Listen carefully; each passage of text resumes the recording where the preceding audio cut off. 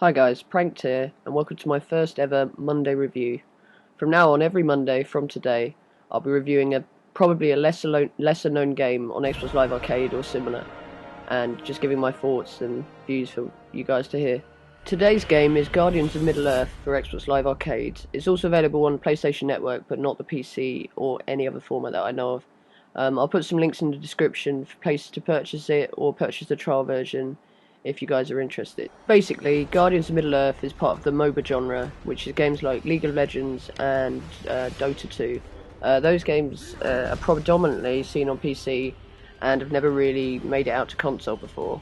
And this is the first real attempt that I can remember, well, apart from Happy Wars, but I don't know if you can count that, of a MOBA game being transferred onto a console and transferred well. Now, I'm a massive fan of Lord of the Rings, and this game release has been timed well with the film release of The Hobbit. I think it's a bit of tactics from the producers and publishers, and I've never played a MOBA game before, so I went into Guardians of Middle-earth with no real knowledge of the MOBA genre, but it offers a lot of help for new players, which is really good to see, because if you look at League of Legends and similar games on the PC, it's very, very difficult to get into from a starting point, starting from nothing, no experience, and like no knowledge. You can even solo in this game. I mean, you can't always win a game on your own, but like you don't have to rely on having a team of 5, which is good because the player base for this game right now, as I imagine, it will go up.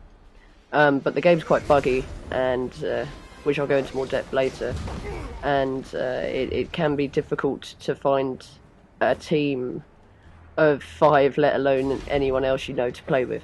So anyway, I'll break down some of the positives and negatives of my experience with this game so far, and what I'd expect to be improved on in later times with patches and stuff, and what they've done really well already. Like, this is by no means a failure of a game. It's a really, really strong game.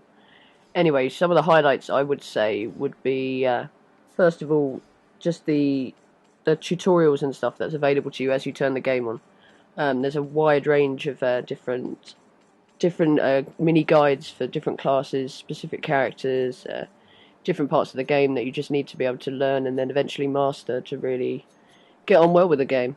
Another big positive of Guardians of Middle-earth is the wide range of characters you get to pick from the off.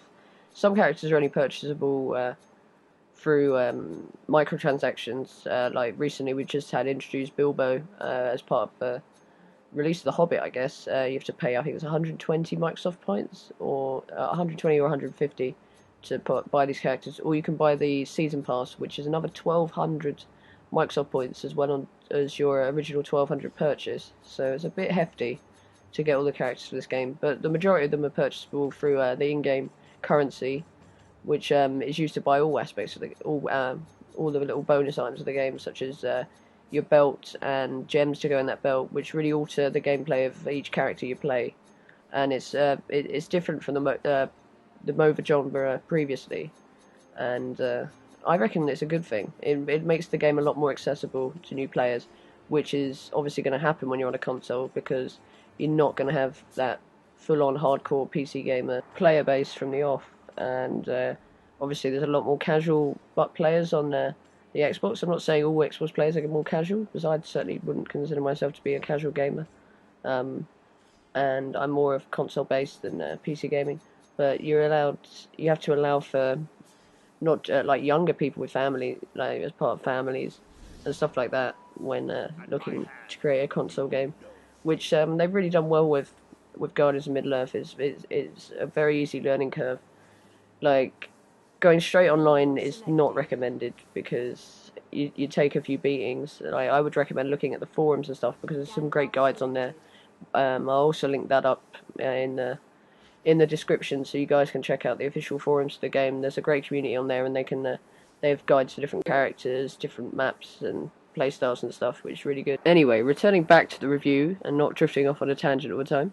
The gameplay of Guardians of Middle-earth is very solid. Like, obviously there are some problems with the online connectivity, which I'll go on about at the end of the review, but yeah, it's just really solid gameplay. Really, you get a massive variety of different character spells and stuff like that. That each character is different to the other and requires different tactics, and it's just a very in-depth game for an arcade game. Really, you wouldn't expect that amount of depth from a console arcade game, but you get it here, and it really is good. It's definitely a value for your money, especially when you get on. If you actually get into an online game, it's definitely a buy, as it were.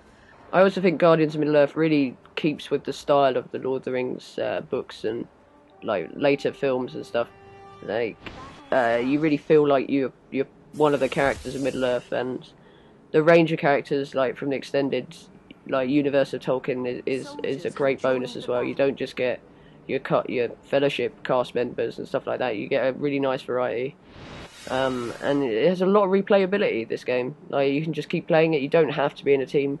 I haven't really been in a team yet, and I've put, I'd say, like 20 hours into this game. It's a really great little investment. Unfortunately, as of Monday, what's the date today? Monday the 17th of December. There are some serious, I mean, huge technical problems with the game in terms of its netcoding. Like when you're waiting in matchmaking, it shows you an average matchmaking time. It's 1 in 50 chance that you actually get under that matchmaking time. I've had to wait up to 20 minutes sometimes to get into matches, and then you just get chucked in against bots, which is a problem. And then if you finally get into a game, there's massive amounts of disconnections all the time. You can get booed out of a game. It's not your fault. It's not on your internet's end. It's just something their server side is just rejecting you and kicking you out of games. It can be really, really frustrating, and it can get to the point where you're just on your own fighting nothing, and you're just taking out the towers and killing the base. And it really, at this point, until it's patched, it does have a big dampener on the rest of the game. Really, it can get very frustrating. I don't know what the party system's like because I haven't been in a party itself, but I'd imagine it has similar issues. So that is my main word of warning right now. You may want to wait a while before purchasing this game until it's been patched, like a couple of weeks down the line, or wait until it goes on offer, maybe, because it's a brilliant game for the price of it, and I really recommend it. Yeah, so overall, I'd say Guardians of Middle-earth is definitely a very solid game. Some could even argue a great game, but it's just let down slightly with its technical problems right now. But hopefully I'll keep playing anyway, and we'll see what it's like down the line. Thanks a lot, guys, for taking part in this Monday review with me here, for the first Monday review ever. And please like the video if you like the video, and subscribe if you want to see more. Thanks a lot. Bye bye.